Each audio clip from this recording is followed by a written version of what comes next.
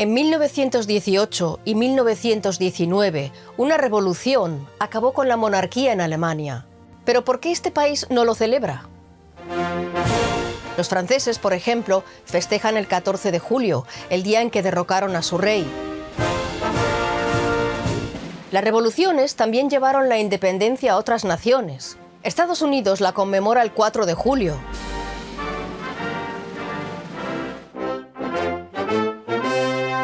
Y en América Latina muchos países celebran los levantamientos que los liberaron del dominio español.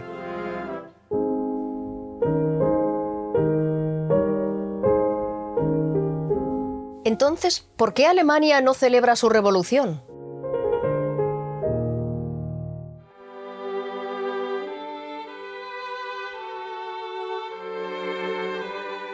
Todo comenzó con una revuelta de marinos alemanes cansados de luchar en la Primera Guerra Mundial. Y en pocas semanas el pueblo alemán derrocó al emperador.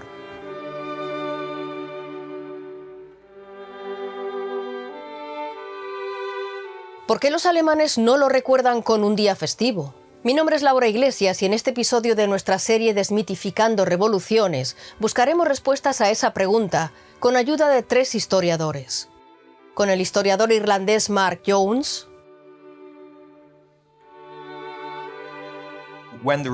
Cuando la rebelión surge dentro de la Marina, es una rebelión contra el orden social, la jerarquía social, la cultura y el propio significado de la monarquía. Los marinos ya no quieren morir por estos ideales, y eso implica, realmente, poner fin al orden mundial tal y como era entonces. la historiadora alemana Nadine Rosol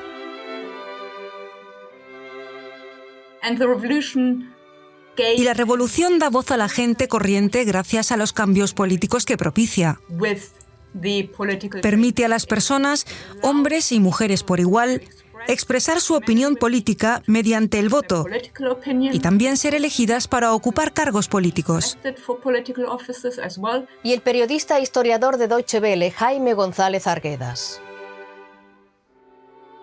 Se relaciona con una época de enorme caos, en el que no estaban claras las opciones que se iban a tomar y, sobre todo, es una revolución que desemboca también en baños de sangre. Para entender lo ocurrido, remontémonos a 1918, cuando Alemania aún era un imperio y estaba a punto de perder la Primera Guerra Mundial. De la negación a la derrota.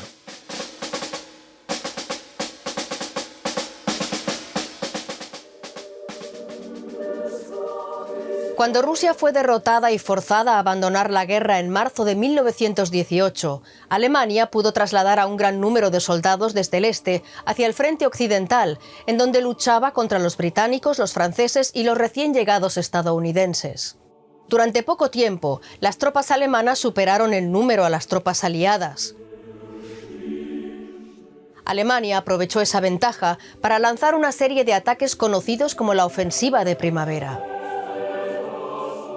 Durante los meses siguientes, el emperador alemán, el Kaiser Guillermo II, y sus altos mandos, Paul von Hindenburg y Erich Ludendorff, siguieron diciendo a los alemanes que podían ganar la guerra.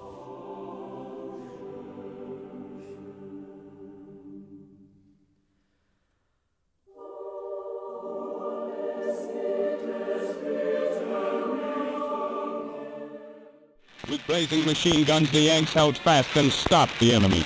Pero la realidad en las trincheras era muy distinta. Germany's last and greatest offensive had failed.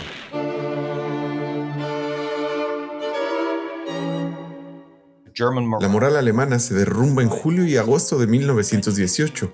Un gran número de soldados alemanes comienzan a rendirse. Las tasas de rendición alcanzan su nivel más alto de toda la Primera Guerra Mundial. Alemania se enfrenta en ese momento a la derrota, a pesar de que sus soldados siguen estando en territorio francés y belga. También los civiles alemanes estaban agotados. El ambiente en Alemania al final de la Primera Guerra Mundial era, para ser sinceros, bastante deprimente. Para entonces, la gente llevaba 4 años sufriendo una guerra que ya se había prolongado mucho más de lo que jamás habrían imaginado. Las consecuencias eran devastadoras. Muchos habían perdido a sus seres queridos. Además, tras una rápida serie de victorias aliadas, el ejército alemán empezaba a desmoronarse. A finales de septiembre, los altos mandos militares alemanes comunicaron al Kaiser que su imperio había perdido la guerra y que necesitaban solicitar a los aliados un armisticio inmediato. Hasta entonces, la guerra solo se había librado fuera del imperio alemán. De pronto, una invasión aliada del territorio alemán parecía inevitable. En Estados Unidos, el presidente Woodrow Wilson ya había esbozado algunos principios generales para la paz en el discurso que pronunció a comienzos de 1918 ante el Congreso. Los alemanes conocían los llamados 14 puntos de Wilson y supusieron que serían la base de las negociaciones. En estos 14 puntos dice: crearemos un mundo nuevo, un mundo en el que las naciones tengan derecho a la autodeterminación y un mundo democrático. Wilson no se muestra reacio a iniciar negociaciones con Alemania, pero afirma: quiero reformas. No estamos negociando con el país con el que hemos estado en guerra durante los últimos años. Queremos que ese país se reforme. Antes de eso, ni siquiera podremos hablar de armisticio ni de negociaciones de paz. La verdad es que Alemania se había convertido silenciosamente en una dictadura militar. Aunque oficialmente el país seguía gobernado por el Kaiser, en realidad sus altos mandos militares, Hindenburg y Ludendorff, llevaban 2 años en el poder. Y cuando fueron conscientes de que habían perdido la guerra, intentaron echar la culpa a otros. Querían entregar el poder a un nuevo gobierno civil que asumiera la responsabilidad de la derrota de Alemania y negociara la paz. Pese a que Ludendorff había negado durante 2 años que esa posibilidad fuese viable y fuese sobre todo necesaria. ¿Y qué hace además? Pues proponer al Kaiser que forme un gobierno conformado por los partidos que hasta ese momento habían abogado por una salida negociada del conflicto y que no estaban en el gobierno. Es decir, el Partido Socialdemócrata, los liberales de izquierdas y el Partido Católico, el Zentrum. ¿Y por qué lo hace? Pues como él mismo va a confesar, lo que quiere es que la paz, que sabe que va a ser muy dura, que sabe que va a costar mucho a Alemania, la firmen esos partidos a los que considera enemigos. En respuesta, el Kaiser nombró nuevo canciller a un aristócrata liberal. El príncipe Max von Baden, que no era miembro de ningún partido, pasaría a la historia como el último canciller imperial de Alemania, como el hombre que supervisó la transición de Alemania desde la monarquía a la república.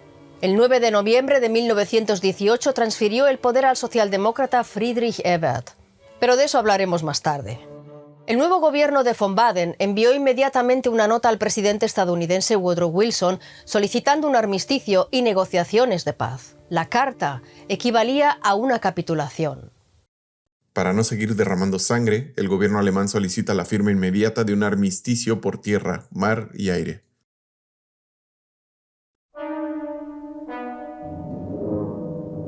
El nuevo gobierno civil alemán asumía la tarea de poner fin a la guerra con unos mandos militares que se sentían libres de culpa. Mientras, los combates seguían su curso.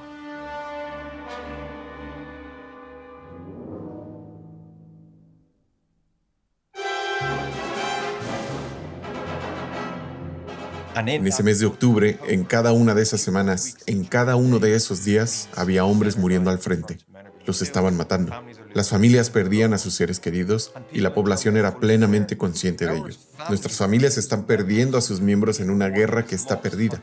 Nuestro gobierno anunció a principios de octubre que la guerra estaba perdida. Por eso enviaron la nota de paz. La gente tenía muy claro que la guerra era imposible de ganar. Mientras el gobierno tardaba en reconocer que se ha perdido una guerra y la terminaba, la gente empezaba a pensar, tendremos que hacerlo nosotros mismos.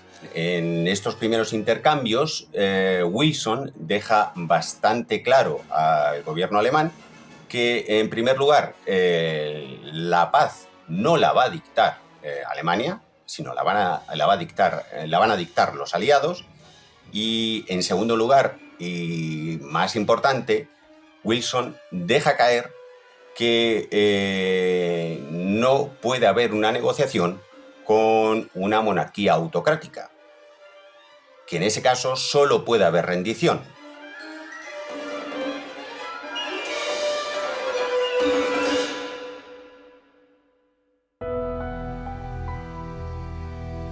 En Berlín, el canciller Max von Baden y su nuevo gobierno trataban de transformar el sistema político en una monarquía parlamentaria.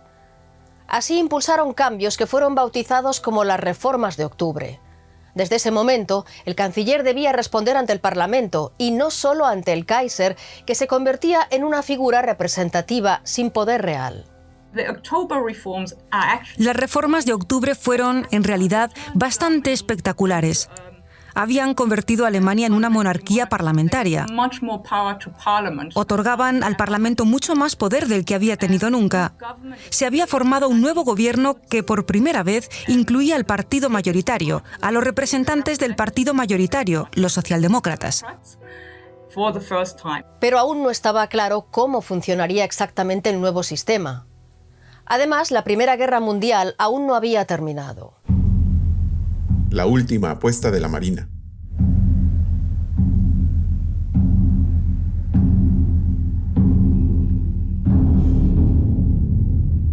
Mientras en Berlín se producían todos esos cambios, la Armada Imperial Alemana actuaba por su cuenta.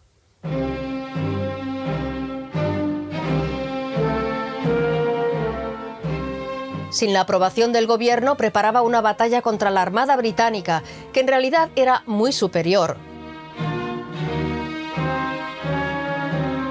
La Armada alemana no había logrado ni una sola victoria clave en la guerra. Por eso los comandantes de la Marina se habían propuesto restaurar su honor con una heroica batalla final. También esperaban romper el bloqueo británico que provocaba escasez de alimentos en Alemania. Y pensaron que una gran victoria naval podría reactivar la guerra y demostrar que los esfuerzos de paz del canciller von Baden habían sido un error.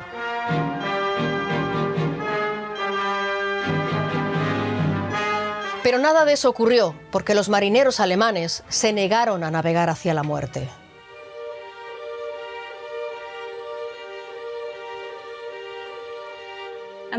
Los marineros se negaron porque, en cierto modo, dijeron: eso es ridículo, la guerra está a punto de terminar y no vamos a hacer nada de eso.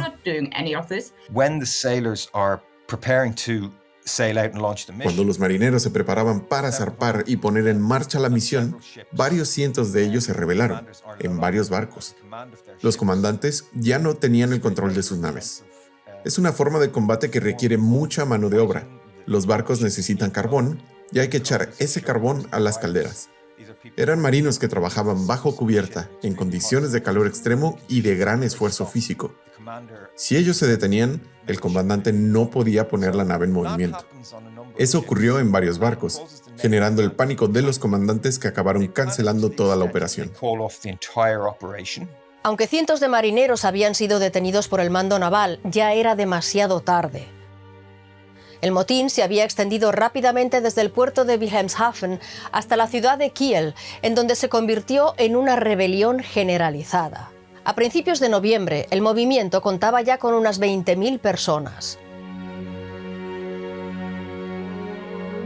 Los trabajadores de los astilleros de Kiel se solidarizaron con los marineros y se manifestaron para pedir su liberación. También miembros de los partidos y los sindicatos se unieron a las protestas. Cuando los revolucionarios se reunieron con los funcionarios, uno de los líderes de la revuelta dijo esto: Hablan sin cesar de una revuelta de marineros. Puede que eso fuera cierto ayer y anteayer, pero hoy ya no lo es. Ahora nos encontramos en los albores de la Revolución Alemana. Y era cierto. Había surgido la chispa de la revolución y ya era imparable. Kiel fue la primera ciudad tomada por un consejo de soldados. Y lo mismo sucedería en las semanas siguientes, en la mayoría de las ciudades de Alemania.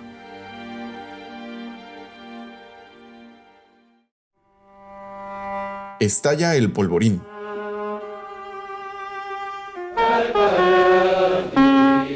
A lo largo de todo el imperio se exigía la paz en manifestaciones multitudinarias. También se pedía la abdicación del Kaiser y la transformación del imperio alemán en una república democrática.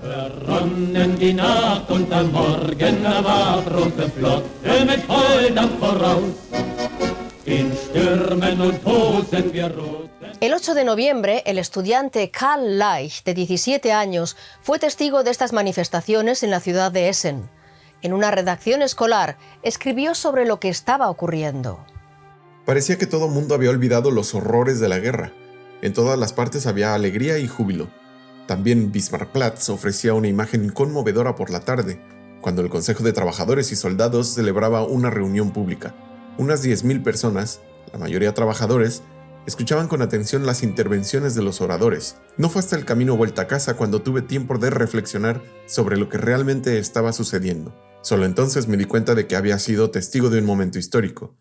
El antiguo régimen se había derrumbado y Alemania se había convertido en una república libre.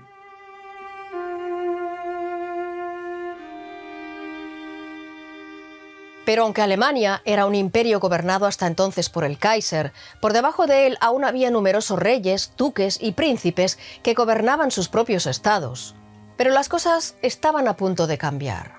Los días 7 y 8 de noviembre, los revolucionarios del sur de Alemania proclamaron la República Bávara. El rey Luis III de Baviera dimitió y huyó con su familia a Austria. El primer trono alemán había caído y otros estaban a punto de correr el mismo destino.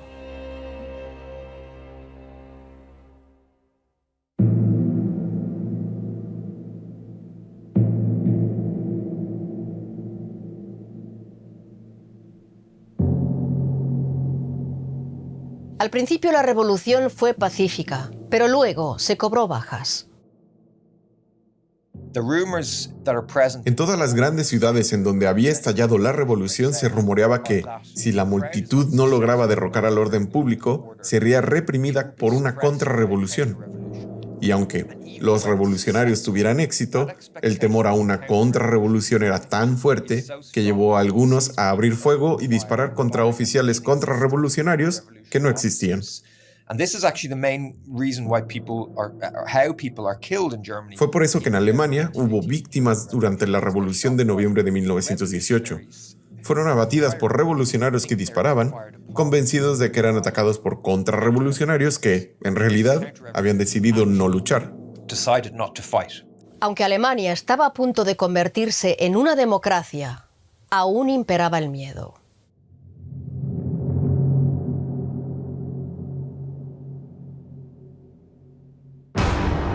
El día clave. El 9 de noviembre terminaba una era y comenzaba otra. Esa mañana la revolución llegó a la capital alemana, Berlín. Los trabajadores organizaron una huelga y cientos de miles de personas marcharon hacia el centro de la ciudad. Se les unieron soldados, incluso de batallones considerados especialmente leales al emperador. En Berlín los dirigentes eran conscientes de la importancia del momento. Sabían que se requería de un liderazgo político para que la situación no se saliera de control.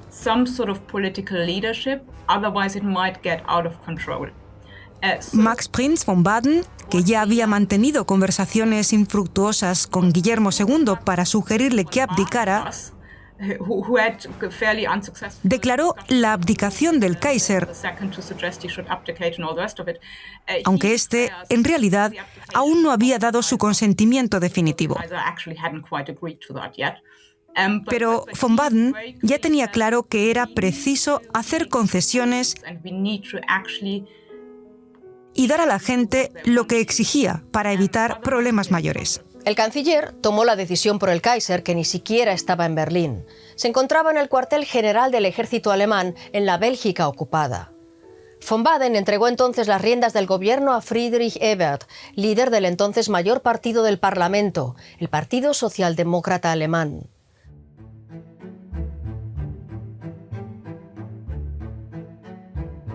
Friedrich Ebert lideró el ala moderada del SPD. Sus principales objetivos eran restablecer la ley y el orden en Alemania y suprimir la izquierda radical. Dirigió el gobierno provisional de Alemania de noviembre de 1918 a febrero de 1919 y fue el primer presidente de la República de Weimar hasta su muerte en 1925.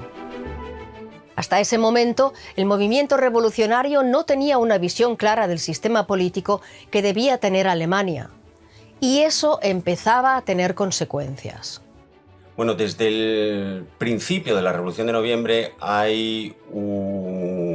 entran en competencia dos posibles desarrollos de la revolución. Uno, que sería el proyecto de la extrema izquierda, fundamentalmente el USPD y la Liga Espartaquista, que es más o menos lograr una revolución bolchevique y una salida bolchevique a los acontecimientos que se están produciendo en Alemania. El otro proyecto era el del SPD y que consistía en tratar de lograr un sistema democrático parlamentario. Estos dos proyectos están en competencia, lo que significa que tanto el SPD como el USPD están en continua competencia por tratar de liderar la revolución. En realidad, el mismo día 9 de noviembre de 1918 se proclamaron dos repúblicas alemanas diferentes. Veamos qué personalidades lo hicieron. El primero fue el político socialdemócrata Philipp Scheidemann, miembro del gabinete de Max von Baden. Él proclamó la República Alemana el 9 de noviembre y más tarde formó parte del gobierno provisional. De febrero a junio de 1919 fue el primer canciller de la República de Weimar antes de dimitir en protesta por los términos del Tratado de Versalles, que selló el fin de la Primera Guerra Mundial.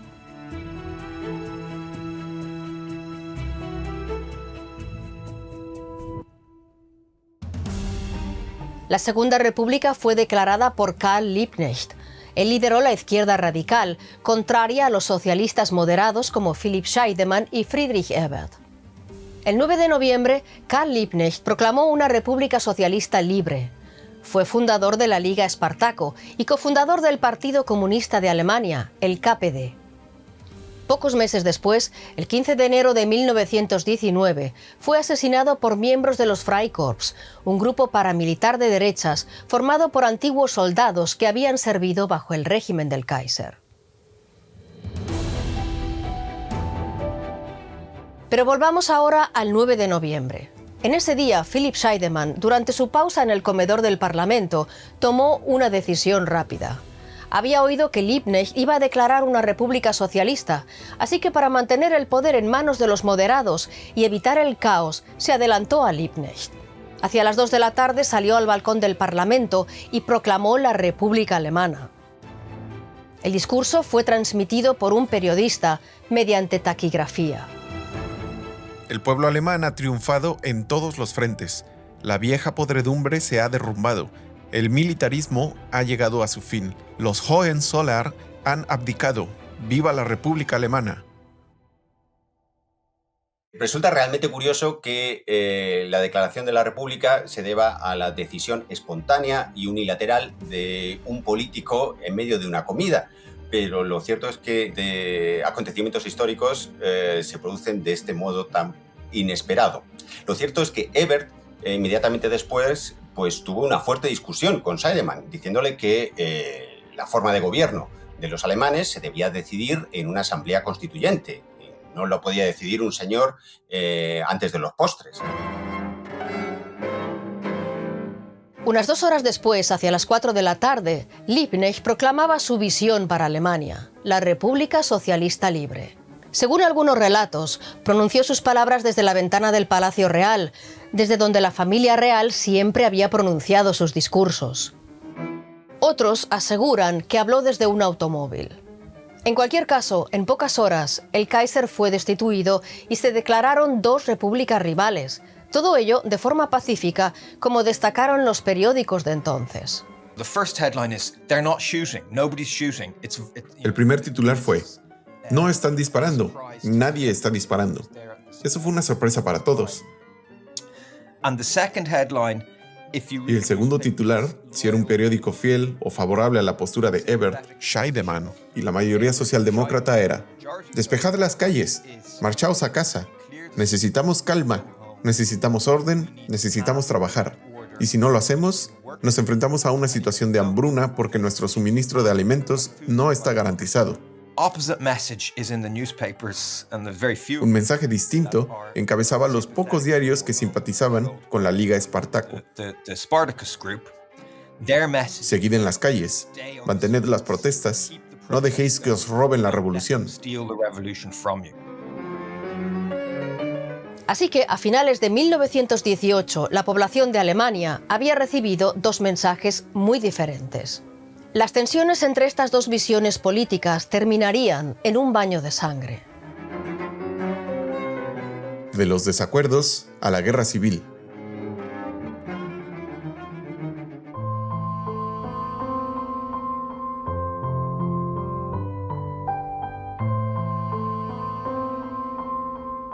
Al principio ambas partes llegaron a un acuerdo. El 10 de noviembre los socialdemócratas moderados y el USPD, el Partido Socialdemócrata Independiente de Alemania, de extrema izquierda, formaron el Consejo de Diputados del Pueblo, un gobierno provisional copresidido a partes iguales por Friedrich Ebert del SPD y Hugo Haase del USPD. En el Consejo no había miembros del partido de derechas ni de la vieja élite. Pero en la judicatura, la educación, la función pública y sobre todo en el ejército, muchos todavía respaldaban al antiguo régimen. Y eso fue fatal para la joven república. Pero antes de llegar tan lejos, veamos qué sucedió con el Kaiser. Tras verse obligado a abdicar, Guillermo II se exilió en los Países Bajos. Renunció a su derecho al trono y nunca volvió a pisar suelo alemán. ¿Y cómo terminó la Primera Guerra Mundial? El 8 de noviembre, una delegación alemana llegó a la ciudad francesa de Compiègne, en donde le fueron presentadas las condiciones de los aliados para un armisticio. Eran condiciones muy severas y muy diferentes de lo que esperaban muchos alemanes, que contaban con el plan de 14 puntos de Woodrow Wilson. La realidad es que apenas había margen de discusión. Los alemanes podían plantear pequeñas cuestiones técnicas y formular objeciones formales, pero las condiciones no eran negociables. En virtud del armisticio, Alemania tuvo que entregar grandes cantidades de material militar, retirarse de todos los territorios ocupados, entregar su flota y aceptar la ocupación aliada de Renania. El bloqueo naval aliado también iba a continuar. La delegación alemana encabezada por el político Matthias Erzberger firmó el armisticio el 11 de noviembre de 1918, un pacto que entró en vigor a las 11 de la mañana de ese mismo día. Así terminaba por fin una guerra que había dejado más de 10 millones de muertos y más de 20 millones de heridos.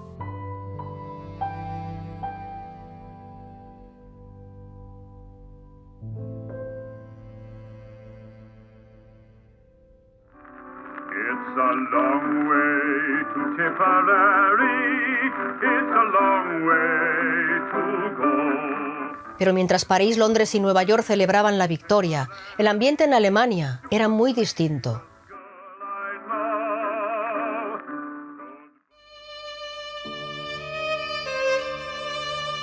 Los alemanes sintieron alivio por el fin de los combates, pero también quedaron conmocionados por la repentina derrota y por la humillación que suponían los términos del pacto. El país estaba inmerso en una revolución, en pleno caos político y con millones de personas muriendo de hambre a causa del bloqueo. Entonces, la multitud salió a la calle, y no para celebrar la paz, sino para convertir la revolución en realidad.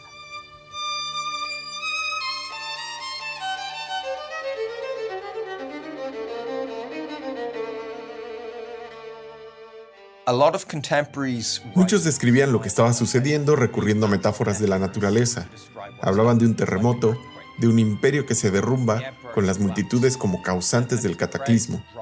También se describía el imperio del Kaiser como un castillo de naipes que, solo al mover una carta, se había desmoronado. Lo habían logrado las multitudes. Ellas habían permitido el surgimiento de la revolución y también decidirían en qué se convertiría. A mediados de diciembre, los consejos revolucionarios de toda Alemania se unieron en el Congreso del Reich de Consejos de Obreros y Soldados. La mayoría de ellos votaron a favor de la democracia parlamentaria y acordaron celebrar elecciones para una Asamblea Nacional el 19 de enero de 1919.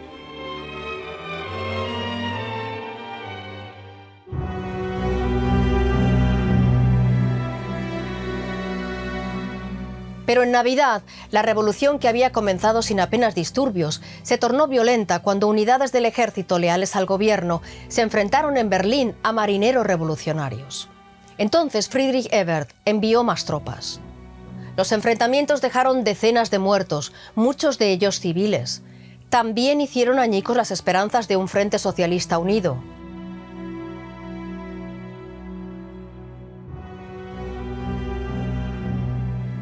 Al recurrir a la fuerza militar, Ebert agravió a muchos trabajadores y soldados y ahondó la brecha entre los socialdemócratas moderados y la izquierda radical.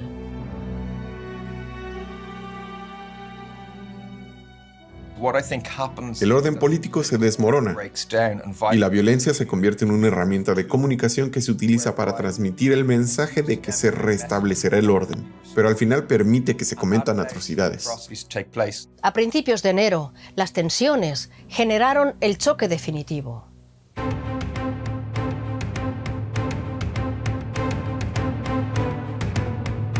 El 5 de enero de 1919, la extrema izquierda se subleva en Berlín para derrocar al gobierno provisional e instaurar una república socialista. Entre los impulsores de la sublevación está la Liga Espartaco, el grupo revolucionario cofundado por Karl Liebknecht. Entonces el gobierno, decidido a restablecer el orden, despliega al ejército y los Freikorps, los grupos paramilitares integrados por antiguos soldados.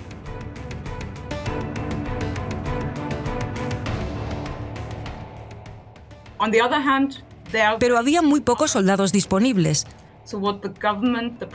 Así que lo que el gobierno provisional reconoce estar haciendo es, sí, recurrir a fuerzas antidemocráticas, antirrepublicanas y bastante violentas, con el fin de salvaguardar lo que ellos consideran los logros de la revolución.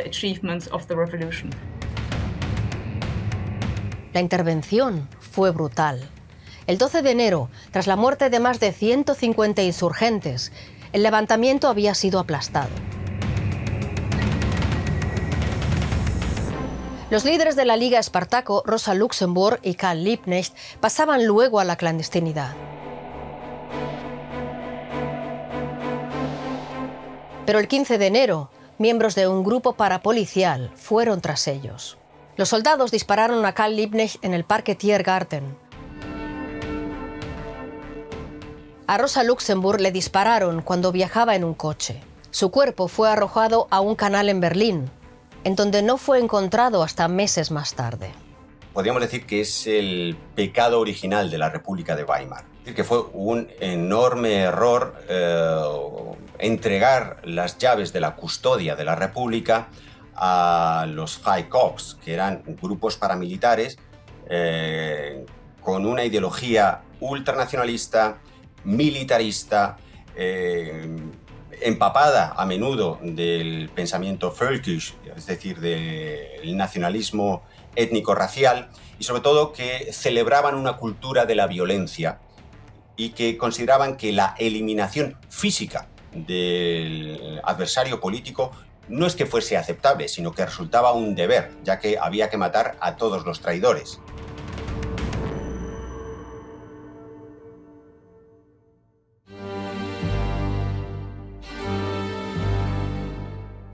Los comunistas nunca olvidarían que los socialdemócratas permitieron que extremistas de derechas mataran a sus camaradas.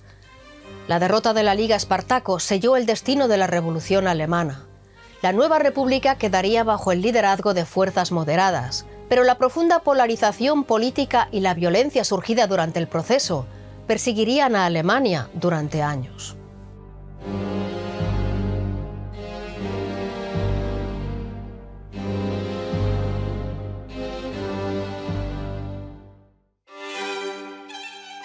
El 19 de enero de 1919, los alemanes acudieron a las urnas para elegir a los miembros de su nueva Asamblea Nacional. Y fue un gran día para el país, pese a que estaba ensombrecido por la violencia de las semanas anteriores. Eran las primeras elecciones alemanas en las que las mujeres podían votar y presentarse como candidatas. Un 83% del electorado participó en unos comicios de los que resultaron elegidos 423 diputados, 37 de ellos mujeres, además de otros 4 representantes que se incorporaron más tarde. Los socialdemócratas fueron el partido más votado, con el 37,9% de los sufragios, pero no obtuvieron la mayoría absoluta. Pero sin el apoyo del Partido Comunista de Alemania, el KPD, que había boicoteado las elecciones, los socialdemócratas formaron entonces la coalición de Weimar, con el Partido Católico de Centro y el Partido Democrático Alemán. De esta manera, Alemania se convirtió en uno de los primeros países del mundo en dar pleno derecho a voto a las mujeres, haciéndolo antes, por ejemplo, que Francia, el Reino Unido o Estados Unidos. La Asamblea Nacional se reunió por primera vez el 6 de febrero de 1919. Actuó como Parlamento Provisional de Alemania y redactó una nueva constitución. Pero la situación política en Berlín seguía siendo inestable. Por eso los delegados decidieron reunirse en Weimar, una ciudad tranquila, vinculada a grandes nombres de la cultura alemana, como Johann Wolfgang von Goethe. Aquella Alemania sería bautizada luego como la República de Weimar. Un año después de los primeros comicios, el 6 de junio de 1920, se celebraron elecciones para un parlamento permanente. La Revolución Alemana había logrado transformar el país, que pasó de ser una monarquía autoritaria a convertirse en una democracia parlamentaria.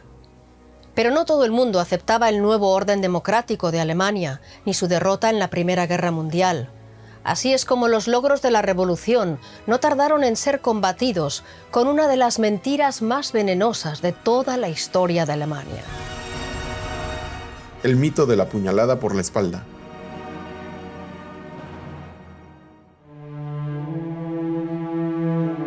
La guerra entre Alemania y las potencias aliadas había terminado oficialmente en junio de 1919, cuando Alemania se vio obligada a firmar el Tratado de Versalles. Imponía condiciones aún más duras que las del armisticio. Alemania tendría que pagar indemnizaciones masivas y ceder territorio. Esas condiciones desestabilizaron aún más a la joven república y alimentaron el resentimiento en todo el país. ¿Recuerdan a Paul von Hindenburg y a Erich Ludendorff? Fueron ellos los mandos militares que debían repartirse la responsabilidad por la derrota de Alemania. Pero empezaron a difundir una mentira sobre las causas de la derrota, una mentira conocida como el mito de la puñalada por la espalda. Según esa teoría de la conspiración, Alemania no había sido derrotada en el campo de batalla, sino que había sido traicionada desde dentro por demócratas, socialistas y judíos que supuestamente habían iniciado una revolución y firmado un armisticio humillante. Según los creadores de esta teoría, era la única manera de explicar que Alemania hubiera sido derrotada cuando las tropas aún se encontraban luchando en suelo extranjero al declararse el fin de la guerra. Para algunos sectores de la sociedad, que no eran pocos, aquel mito explicaba lo sucedido. No tenían acceso a otras formas de explicar lo ocurrido y quienes podrían haberlo explicado mejor, los altos mandos militares decidieron no hacerlo y decidieron ayudar a propagar aquel mito. Era una teoría completamente falsa. El ejército alemán sí había sido derrotado. El propio Ludendorff había pedido el armisticio y la revolución había llegado tras el colapso militar de Alemania, no antes. Pero la cronología de los acontecimientos con la declaración de la República pocos días antes del armisticio creó confusión y ayudó a propagar una historia falsa.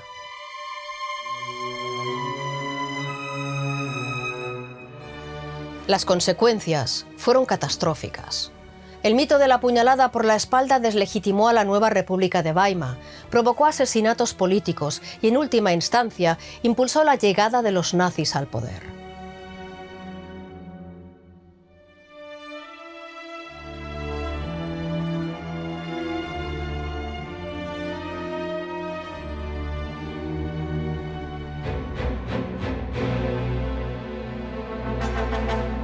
Las consecuencias de la revolución.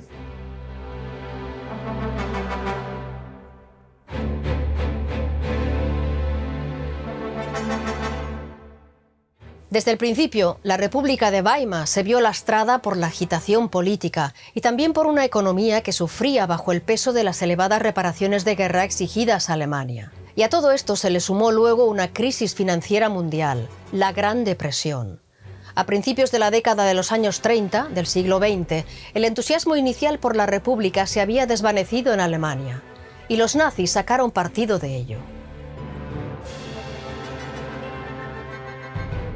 Son ellos quienes pusieron fin a una era democrática que había comenzado con mucha esperanza. En 1933 se hicieron con el poder. Los nazis detestaban a la República de Weimar y querían reescribir el significado del 9 de noviembre, la jornada de la Revolución Democrática.